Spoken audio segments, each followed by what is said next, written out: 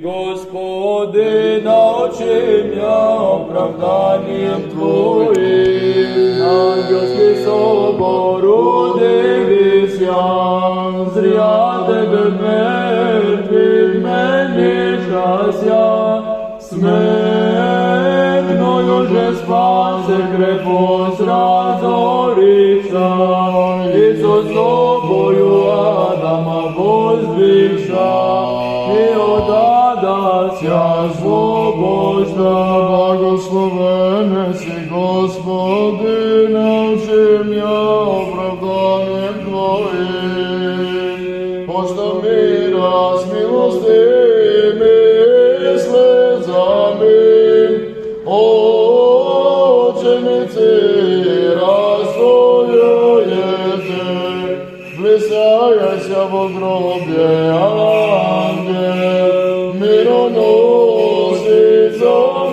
старшим, видите ви гроби уразумете, спас бо воскресе от гроба. Благословен еси, Господи, научи меня оправданием Твоим. Тело рано мироносицы течаку, ко гробу Твоему придаешь я.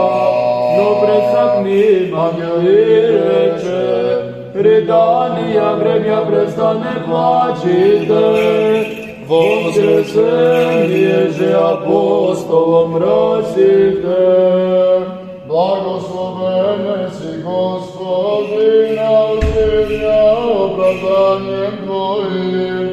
Мироносицы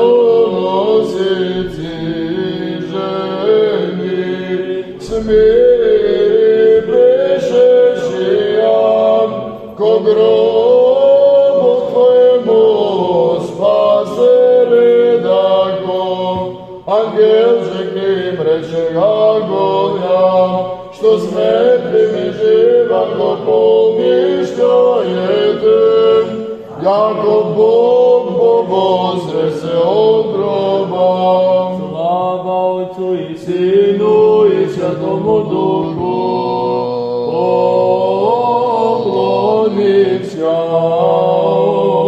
Отцу и Его Сынові і Святому Духу, Святей Троице воєдином существе, со серафим и зовущем, свят